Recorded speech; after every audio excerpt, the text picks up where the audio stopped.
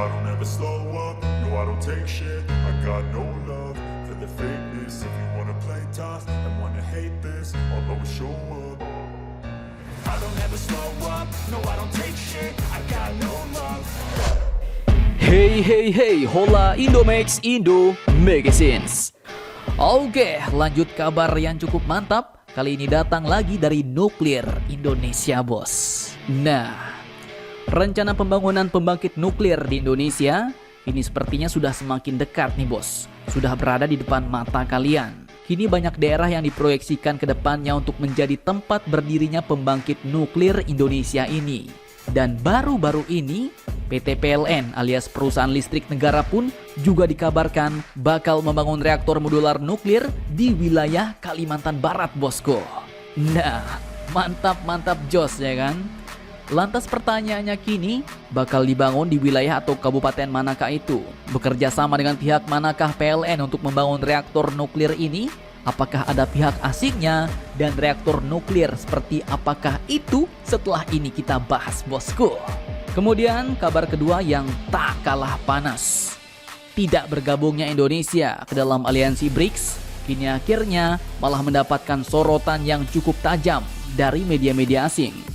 Pasalnya, Indonesia selama ini merupakan negara yang dianggap memiliki potensi paling besar untuk masuk ke dalam aliansi tersebut, bos. Namun ternyata tidak. Bahkan dikatakan bahwa Indonesia pun dianggap lebih mengincar kelompok global lain yang menawarkan manfaat lebih nyata di bidang perdagangan, bos.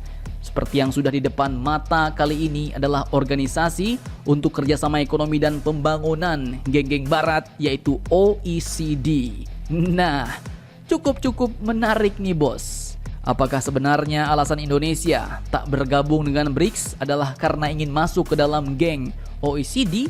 Penasaran ceritanya? Cus! Tanpa banyak bacor, mari kita bahas cerita lengkapnya satu persatu, bosku.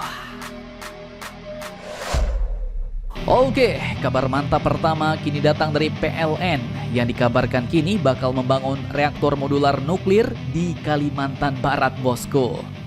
Dikutip dari beberapa sumber berita berikut, PT PLN yaitu perusahaan listrik negara melalui anak perusahaannya yaitu PLN Indonesia Power pun kini dikabarkan tengah mendorong pengembangan pembangkit listrik tenaga nuklir dengan melakukan studi terhadap nuklir small modular reactor, yaitu sebuah teknologi reaktor modular nuklir skala kecil, bos. Nah, artinya PLN mau mulai nih mengembangkan pembangkit nuklir mulai dari yang kecil-kecil dulu. Kalau langsung yang besar mah entar malah susah masuknya, bos. Pening kepala atas bawah. Nah, oke, kita lanjut. Studi pengembangan reaktor modular kecil skala ini pun dikabarkan akan dilakukan di Kabupaten Bengkayang, Kalimantan Barat pada tahun 2030 nanti. Nah, kalian yang orang Bengkayang siap-siap nih, bos. Dan pengembangan reaktor nuklir ini pun tak cuma dilakukan oleh PLN sendiri, bos. Di mana studi ini pun juga akan dilakukan PLN bersama dengan Kementerian Koordinator Bidang Perekonomian, Badan Riset dan Inovasi Nasional atau BRIN, United States Trade and Development Agency atau USDA, dan juga dengan perusahaan energi asal Amerika Serikat yaitu NuScale Power. Nah, dari sini akhirnya jelas, bos. Setelah dulu kabarnya heboh-heboh berebut antara Rusia dan Amerika yang mau masuk untuk membangun energi nuklir di Indonesia, namun akhirnya kini jelas Amerika lah yang ternyata menang dan masuk duluan. Rusia kalah cepat nih, bos. Oke, kemudian disebutkan bahwa reaktor modular kecil yang akan dibangun ini pun merupakan sebuah reaktor nuklir canggih yang memiliki kapasitas daya hingga 300 megawatt, bos. Lumayan nih, sudah bisa menerangi sekitar ratusan ribu rumah. Disebutkan bahwa reaktor bagian dari desain generasi baru pembangkit listrik tenaga nuklir ini pun sudah dikembangkan juga di beberapa negara, di mana tujuan pemerintah Indonesia mau membangun pembangkit nuklir ini adalah sebagai transisi Indonesia menuju green energy alias energi ramah lingkungan dan terbarukan, bos. Mantap jos. Kalian yang tinggal di Bengkayang, Kalimantan Barat, siap-siap nih, bos. Di masa depan bakal ada pembangkit nuklir baru dibangun di Bengkayang. Oke, lanjut kabar kedua kini terkait Indonesia dan BRICS nih.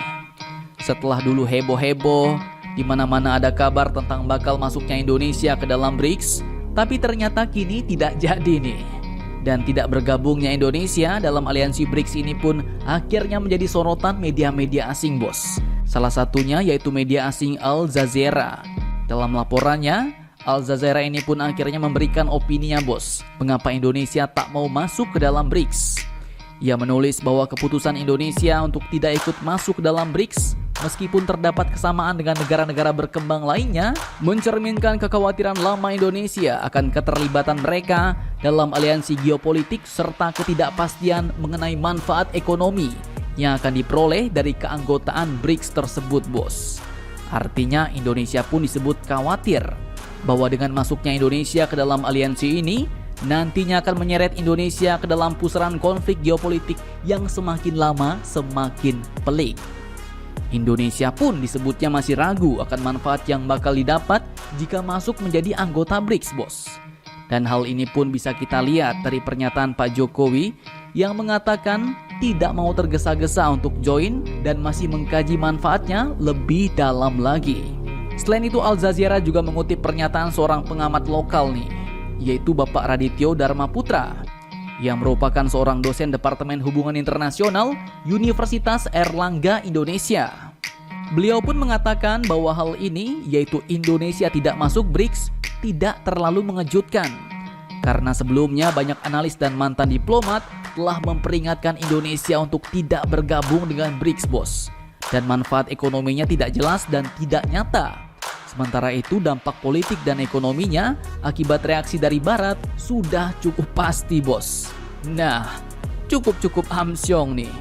Ia mengatakan bahwa jika Indonesia masuk BRICS, maka citra Indonesia yang dipandang sebagai bagian dari dunia China-Rusia akan menjadi masalah. Bahkan disebutkan juga bahwa Indonesia pun sebenarnya dianggap lebih mengincar kelompok global lain yang lebih gacor daripada BRICS nih, bos. Nah, pertanyaannya kelompok apakah itu? Lanjutkan lagi videonya sampai habis, bosku. Oke, saat ini kelompok global lain yang sudah berada di depan muka Indonesia adalah geng OECD, bos. Aliansi ini juga merupakan aliansi ekonomi dan perdagangan dunia. Dan Indonesia pun dianggap lebih mengincar kelompok OECD ini ketimbang kelompok BRICS. Karena kelompok OECD ini menawarkan manfaat yang lebih nyata di dalam bidang perdagangan, di mana aliansi dagang OECD ini pun saat ini telah beranggotakan sebanyak 38 negara, bos. Dan Bapak Radityo Dharma Putra ini pun mengatakan bahwa Indonesia ingin bergabung dengan OECD dan bergabung dengan BRICS akan dianggap sebagai hambatan untuk mencapainya. Nah loh, sedikit demi sedikit sepertinya mulai terkuak nih, bos. Sepertinya Indonesia memang lebih memilih OECD ketimbang aliansi BRICS.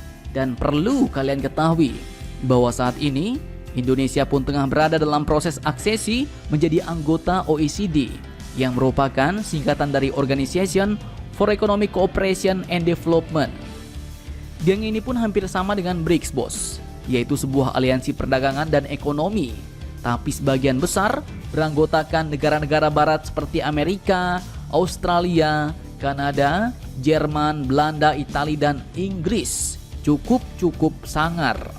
Dan jika Indonesia masuk, maka Indonesia pun nantinya adalah negara pertama dari Asia Tenggara yang bergabung ke dalam geng aliansi dagang OECD ini, bos. Dan dalam perkembangannya, Menteri Koordinator Bidang Perekonomian yaitu Bapak Airlangga Hartarto pun mengungkapkan bahwa usulan Indonesia untuk masuk menjadi anggota geng ini pun kini telah mendapat dukungan penuh dari seluruh anggota OECD ini, bos. Mantap jos. Nah, jadi setelah Indonesia nanti benar-benar masuk menjadi anggota geng OECD, artinya harapan untuk masuk ke dalam BRICS pun sepertinya sirnalah sudah, bos. Mengapa sirna? Karena BRICS sendiri kini mau menciptakan mata uang baru untuk menggantikan dolar dan melawan hegemoni dolar Amerika. Indonesia pun sebenarnya ya juga sama, bos, mau buang dolar juga. Namun caranya nggak pakai mata uang baru, tapi dengan mata uang lokal doang. Jadi saling kerjasama antar negara bisa membeli barang dengan mata uang masing-masing negara dengan cara LCS, yaitu Local Currency Settlement. Nah, Jadi bagaimana menurut kalian? Jangan lupa komentar, tetaplah kalian barbar dan jangan santuy terus. Demi Indonesia maju, salam Indomax, Indo Magazines.